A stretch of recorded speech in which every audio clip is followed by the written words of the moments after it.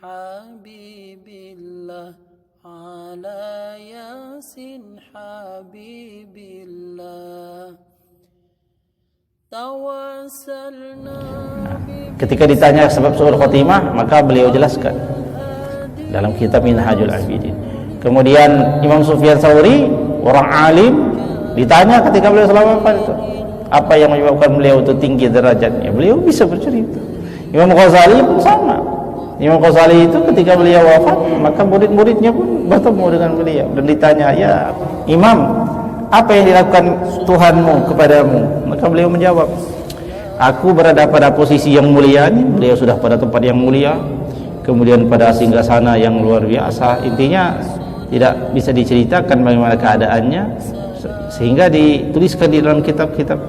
Ditanya, ya Ghazali, tahukah engkau apa yang menyebabkanmu pada kedudukanmu yang mulia ini? Beliau menjawab, tentu saja aku ini adalah orang yang banyak berfatwa, artinya ilmunya luas bermanfaat. Siapa yang nggak tahu Imam Ghazali? Kitab-kitabnya dalam bidang fikih, dalam bidang tasawuf dan lain sebagainya. Beliau itu satu-satunya ulama yang dapat julukan Hujjatul Islam, Imam Ghazali. Ternyata bukan itu yang menyebabkan beliau itu tinggi sekali derajatnya.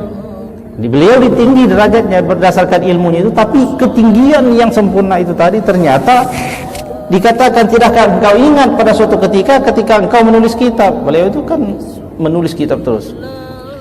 Kemudian ketika engkau menulis kitab itu ada lalat yang masuk ke dalam tinta. Jadi kalau zaman dulu kan nggak ada pulpen, itu namanya kalam. Jadi dicelupin, nulis, celup lagi. Ketika lu nyelup pulpen tadi itu, ada lalat masuk, dan lalat itu minum di tinta itu.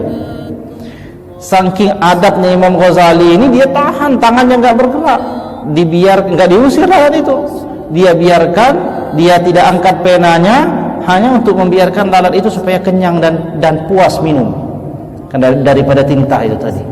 Akhirnya dibiarkan. Setelah lalat itu kenyang, lalu lalat itu pergi sendiri. Ya Ghazali, engkau berada pada tingkatmu yang sekarang karena amalanmu yang itu, yang tidak pernah disangka-sangka. Ini ada kaitannya dengan irhamu man fil ardi yarhamkum man fis sama. Berkasih sayanglah atau kasihanilah semua penduduk bumi, maka yang di langit akan menyayangimu. Para malaikat akan mendoakan rahmat atas orang itu, tidak ada henti-hentinya. Nah, maka para ulama menuliskan hadis-hadis ini dalam pelajaran pertama. Maka ya dia disebut dengan hadis musalsal bil awwaliyah. Jadi kalau kita belajar hadis, mesti kita familiar dengan ini. Aku riwayatkan dari ini, dari ini, musalsal bil awwaliyah bin Abdullah bin Amr bin As radhiyallahu anhu annahu qala Rasulullah sallallahu alaihi wasallam, ar-rahimuna yarhamuhumur rahman, irhamu man fil ardi yarhamkum man fis sama. Nah, ini maksud daripada hadis ini.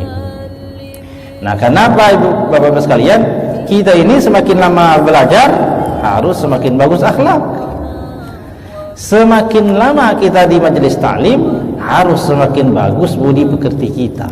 Dan budi pekerti kita itu apa? Ya ini budi pekerti kita itu.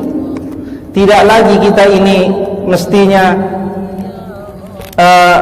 bahasannya itu bukan lagi akhlak, budi pekerti akhlak kepada orang tua, karena itu sudah lumrah dan itu sudah harus. Bukan lagi akhlak kepada orang tua, karena itu sudah lumrah dan sudah otomatis mesti. Tapi sudah meningkat kepada akhlak kepada yang lain, bahkan kepada hewan sekalipun kita berakhlak. Kita lewat di depan ada bunga yang bagus-bagus, enggak ada manfaat bagi kita, tangan kok gatal mata-matain ya. Hal seperti ini akan menjadi lebih sensitif ketika sudah lama ngaji. Ketika kita sudah banyak ngaji, lama ngaji, kita akan semakin sensitif dengan hal